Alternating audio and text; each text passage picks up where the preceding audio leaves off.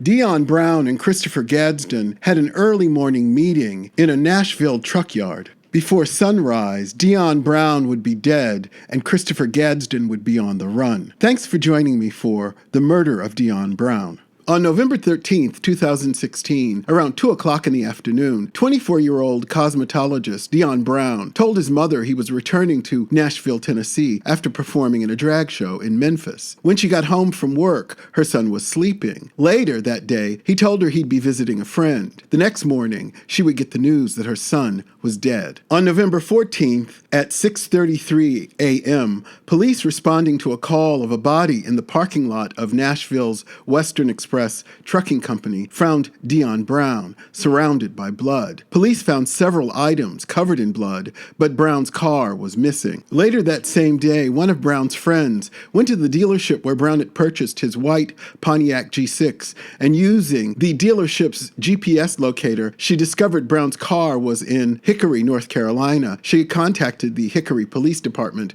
with the information. At the murder scene, the responding officer found Mr. Brown's body near the rear parking lot. She noticed a great deal of blood around the body and a trail of blood leading back to the trucks. When the lead investigator arrived, he discovered the victim face down wearing one high-heel shoe, and as the officer noted, the victim was wearing what appeared to be women's clothes. The investigator noted that the blood was in a circular pattern. He theorized the pattern was made by a vehicle. The detective took DNA swabs from the victim, while the crime scene investigators collected the shoe with the broken heel, a wig, and a jacket with tassels. The detectives noted that there were condoms in the pocket of the jacket. Employees of the trucking company found one of the trucks, number 1138, was unlocked. They noted that it looked like somebody was sleeping in the truck. An employee told investigators that there were assigned and unassigned trucks in the yard. The unassigned trucks could be opened with a master key. Around 10 a.m. on November 14th in Hickory, North Carolina,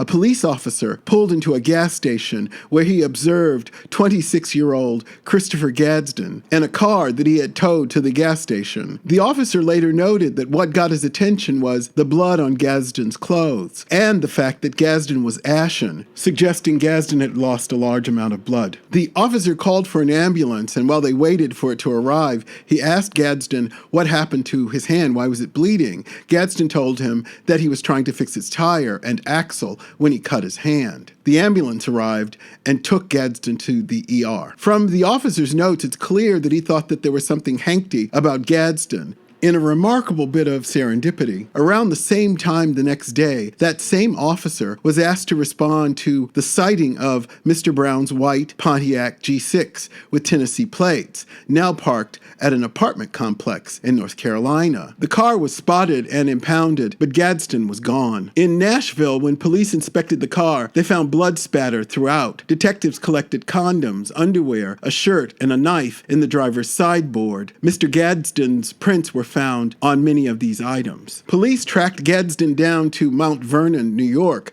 where he was trying to leave the country. United States Marshals were asked to take Gadsden into custody, and on December 1st, 2016, Gadsden was returned to Nashville, where he was charged and jailed. Gadsden was put on trial on January 18, 2017. The state would tell the jury that several items in the truck, including the mattress, contained Gadsden and Brown's DNA. Cell phone analysis showed messages between Gadsden and Brown on November 13th and 14th, with no activity between 12:37 and 4:47 a.m. when Gadsden began searching for car towing services. The medical examiner testified that Brown had been stabbed 21 times, including 2 stab wounds to the head. These wounds caused a rapid amount of blood loss and death. The toxicology report showed no signs of drugs. In a rare turn, Christopher Gadsden took the stand and admitted that he killed Mr. Brown. He said his reason for the murder was self-defense fueled by robbery. Gadsden said that he met Deon Brown online on November 10th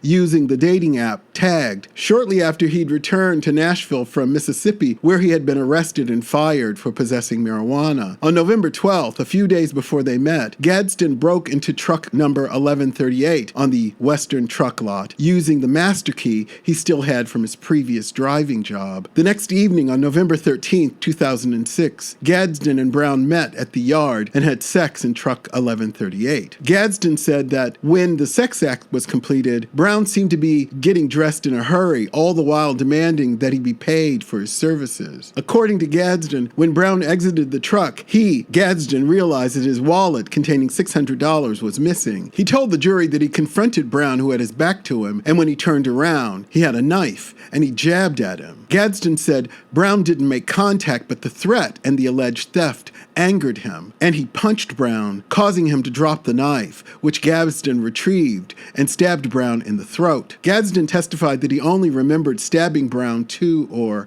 3 times. Mr. Brown was stabbed 21 times. Gadsden said after being stabbed, he witnessed Brown trying to get into his car, but the doors were locked. After Brown collapsed and Gadsden realized that he was dead, he collected his property from the ground, then Brown's keys. Hoping to elude arrest, he tried to make his way to his parents' house in North Carolina. As often happens in knife attacks, while Gadsden was stabbing Brown, he cut his own hand and began bleeding so profusely that he had a hard time driving, and he wrecked Brown's car, prompting the need for a tow and the subsequent run-in with the police. After his hand was treated, Gadsden used a friend's credit card to buy a bus ticket to New York, where he was finally arrested. You often hear at trial the defense should be careful when it comes to dirtying up a victim. For a case in the South, the defense made very little of Brown's mode of dress. Perhaps more saliently, the defense didn't present the jury with any evidence that Deon Brown was a wallet-stealing sex worker. Instead, they had several witnesses testify to physical conflicts with Brown,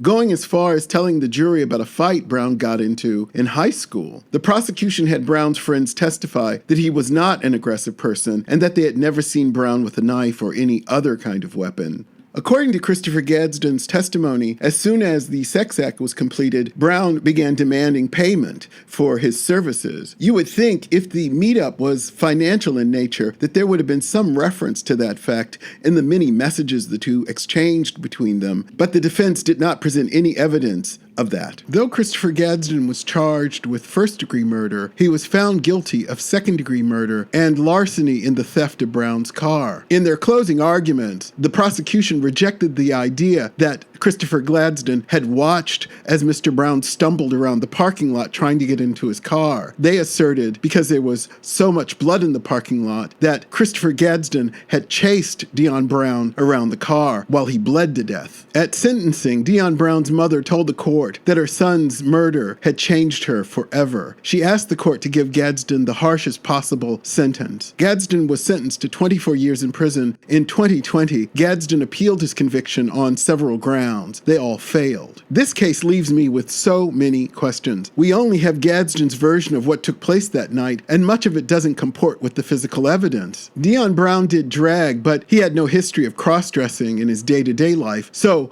was what he was wearing that night Gadsden's request for their date? I'm sure it's occurred to you as well. Of all the places to meet, why in the world did they meet in a trucking yard where there was no guarantee of privacy? If Brown was such an aggressor, why was it so easy for Gadsden to take the knife away from him? What fueled the level of rage that was unleashed after the sexual encounter? Was it internalized homophobia, or Gadsden's sense that his life was going down the drain, or a mixture of both? No matter the answer to these questions, a much-loved, way too young man had his life stolen from him. A few days after Mr. Brown's murder, his family and friends held a candlelight vigil near where he was murdered. His family and friends say that it was full of stories about Brown, with tears and lots of laughter. Let's add our loving thoughts to those of his loved ones. If you haven't subscribed to the channel, please do. These stories deserve our loving attention.